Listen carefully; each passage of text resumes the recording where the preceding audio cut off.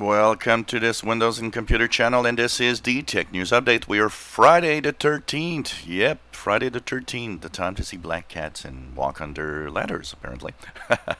In the news today, we have Firefox that will soon have the dark theme enabled. And that will be through the settings of Windows 10. So basically, a lot of apps have their own dark themes.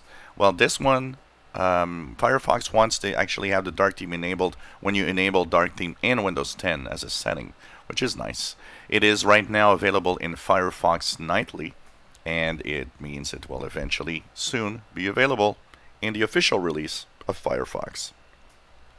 Facebook has released its diversity report, and this is the 5th one they release, and of course that means what is happening with their own business and in the employment of female employees and so on. Well, the good news, female employees is on the increase, but the not so good news is the fact that minorities and blacks are still a very small portion of the employees, and there needs to be an increase on that side. But Facebook says that they're trying hard to actually fix that and get as much diversity as possible in its own company. And I find it interesting, and I actually, it's a good thing that the companies actually release these diversity reports and kind of let us know where we're at and what percentage or who is employed and so on. I think it's a very interesting thing to look at. Well, 2 years ago, something changed the world of mobile gaming, and it was Pokemon Go.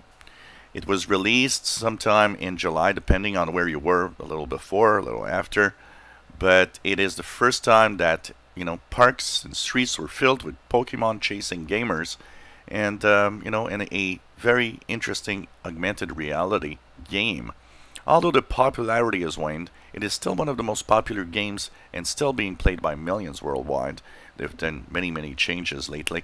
And, it's something of a revolution for mobile.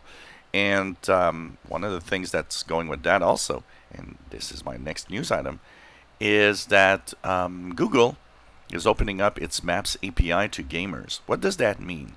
So, basically, what made Pokemon Go unique is the fact that it had the maps of everything around you and could, of course, have those maps to play in augmented reality. But the problem is you need to get all the data from those maps, and they had the possibility because they had a game earlier that actually was there to map everything. That's where they got their data. Without that data, you can't really do much of an augmented reality game in the streets. Well, now with the gaming API, the Maps API open to developers, Pokemon Go style games will soon be easier to do. Basically, what's going to happen is that developers that want to make augmented reality games will be able to actually have those games use the Google Maps data to actually have the world around it. Well, good news for the PC industry. PC sales have grown in the second quarter 1.4%, and the shipments have been 62 million computers shipped. That includes desktops, laptops, and so on, and it might be actually showing signs of either stabilizing or going on an increase for the next few quarters, which is good news. Maybe people are kind of noticing that there's a lot of things they can do without the PC. A survey of UK parents showed that 86% of them don't really read the age ratings on video games, but when they are asked about movie ratings, 23% only say they don't look at the ratings. So it seems that for some reason, games are kind of more innocent in the mind of parents, when in fact they can be much worse than movies. So very interesting to see how we don't relate to the same things depending on what we deem to be maybe more innocent or not, while there are some really violent games out there.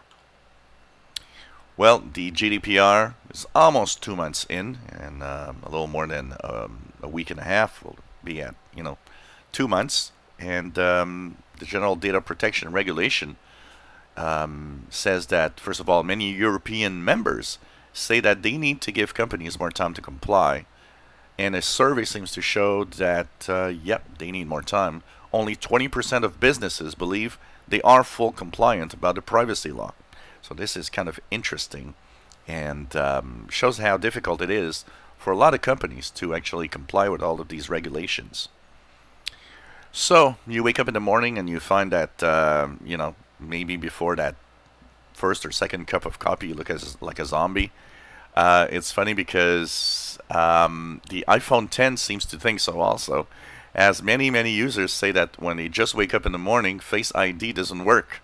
And maybe that's because your phone finds that you're kind of ugly in the first hour or something. I don't know.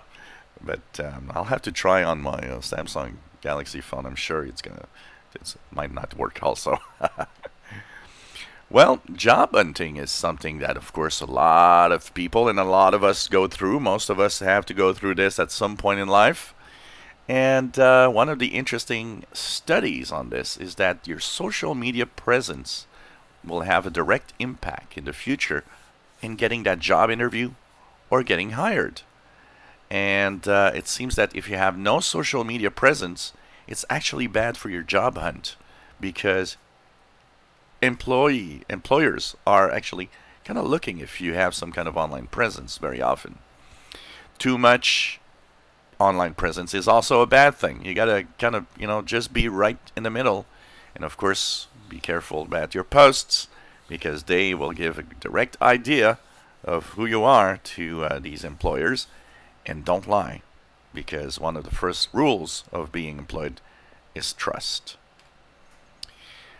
Well, a scam going on, which is a sextortion scam, is actually going on strong, and a lot of people have received it apparently.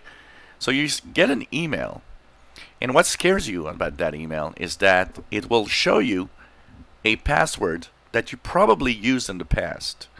Why? Because they actually have used a list of a data leak. So, for example, if you've been in a Yahoo data leak, well, that password you used back then, if you need to change it, of course, that password you used back then will be showing up, for example, in that email. So you'll be like, oh, they know my email. But honestly, they should be knowing only an older email. And what they say is that they've got, porn sites that you visited, and that they'll send that list everywhere if you don't actually pay a ransom. Of course, it is a scam, and you need to be very careful about what's happening. These guys are wise by doing this. And finally, a report seems to say that Microsoft Androidmeda project is not dead at all. It's just that apparently they're reworking the device because they want to make changes, and that's what's causing the delay, and that it might be coming out sometime in 2019. Interesting to see what's this going to be about. And this was the Tech News Update for Friday the 13th, 2018. If you enjoy our videos, please subscribe, give us thumbs up. Thank you for watching.